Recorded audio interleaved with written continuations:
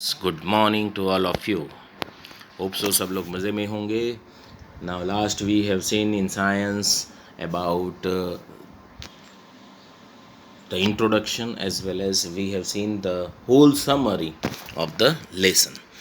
Now before ending the lesson, I would like to show you some important topic of the lesson. यहाँ different characteristics of all the three matters we have already seen that there are three matters on the basis of physical property, that is solid, liquid and gaseous or gas. Here we can see the characteristics are shape, volume, rigidity. Rigidity को fluidity भी कहा जाता है. Then intermolecular force कैसा होगा, intermolecular space कैसा होगा, compressibility कैसे होगी. अब तीनों की डिफरेंसेस जो है यहाँ आपको दिखेंगे. मैं थोड़ा जूम भी करूँगा. बात करते हैं शेप की. Solid have fix shape, liquid have no fix shape, gas have no fix shape. ये ऑलरेडी हमने डिस्कस किया था with about volume. Volume solid का फिक्स होता है, liquid fix volume, whereas gas no fixed volume. Rigidity and fluidity. अब ये what is the mean by rigidity and fluidity, वो नीचे हम उसके बारे में कमेंट करेंगे. Solid are rigid but can not flow. Liquid can flow but they are not rigid. Gas can flow, they are not rigid. Intermolecular अगर force की बात करें, मतलब सॉलिड, लिक्विड और गैस के अंदर मॉलिक्यूल्स जो होते हैं वो एक दूसरे पर कितना फोर्स लगाते हैं. सॉलिड में maximum, because they are closely packed. Liquid में less compare to solid, whereas in gaseous it is very negligible. मतलब नहीं है ऐसा नहीं, पर बहुत ही कम इंटरमोलिकुलर फोर्स है एक दूसरे, क्योंकि बहुत ही जो मॉलिक्यूल्स होते हैं उनके बीच में बहुत ही स्पेस जगह होती है. नीचे दिया हुआ ये कि इंटरमोलिकुलर स्पेस कैसी होगी सॉलिड, लिक्विड और गैस में. तो सॉलिड में वेरी लेस होती तो है पर बहुत कम. लिक्विड में more rather than solid and less than the gas. जबकि गैस में compare to solid, liquid maximum space intermolecular होता है. कंप्रेसिबिलिटी सॉलिड की नेग्लिजिबल, बहुत ही कम. लिक्विड कंप्रेसिबल है, सॉलिड से ज़्यादा, गैस से कम. Gas highly compressible, that it means solid liquid से भी ज़्यादा. नाउ जो बात हम कर रहे थे अबाउट कि what do mean by rigidity, fluidity. तो रिजिडिटी यहाँ फर्स्ट नंबर में दिया है, फ्लूइडिटी जो है वो थर्ड नंबर में दिया है.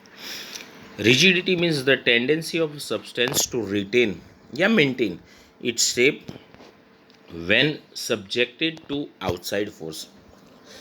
कोई भी अगर हम फोर्स लगाते सॉलिड, लिक्विड, गैस, और फिर वो अपने आप वही का वही शेप रिटेन कर ले, उसको रिजिडिटी कहा जाता है. फ्लूइडिटी का मतलब number third, tendency of particle to flow, it is known as fluidity. Liquid and gas can flow. We know that अगरबत्ती का धुआं, पानी, ये सारे क्या है, लिक्विड और गैस, तो वो फ्लो हो सकते हैं, तो फ्लूइडिटी उनकी होती है. Second number compressibility. Matter has intermolecular space between its particles. The external force applied on the matter can bring this particles closer, नज़दीक लाते हैं. This property is known as compressibility.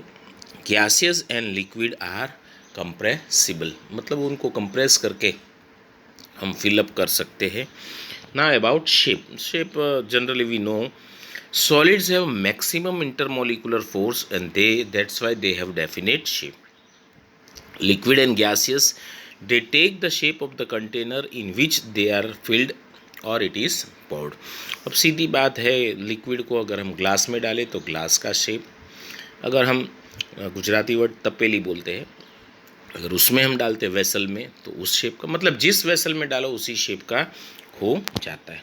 Kinetic energy are very much aware about it. The energy possessed by particle due to their motion is known as kinetic energy. Molecules of gaseous vibrate randomly, so they have maximum kinetic energy. याद रखना, कि gaseous के जो molecule है उसकी maximum kinetic energy है। इसीलिए हम अगरबत्ती का धुआं, सपोज़ किसी एक रूम में हम अगरबत्ती जलाते हैं इंसेंस, तो उसका धुआं उस रूम में फैल जाता है। अगर इस रूम के दरवाजे में हम थोड़ा सा छेद करेंगे तो तुरंत ही ये धुआं एस्केप हो जाएगा और बाहर चला जाएगा। क्यों? क्योंकि उसके मॉलिक्यूल्स लगातार मोशन करते रहते हैं और मोशन की वजह से एक एनर्जी एक्वायर्ड करते हैं जिसको हम बोलते हैं काइनेटिक एनर्जी।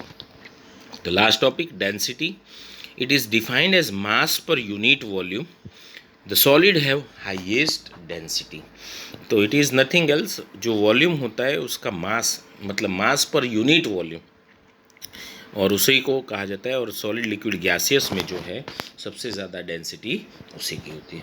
तो फ्रेंड्स, यहाँ हम हमारा लेक्चर फिनिश करेंगे। होप सो आपको अच्छा लगा होगा। नए टॉपिक के साथ, नए लेसन के साथ नेक्स्ट लेक्चर में मिलेंगे। तब तक अपना और अपने परिवार का ध्यान रखना। Have a nice day. Thank you.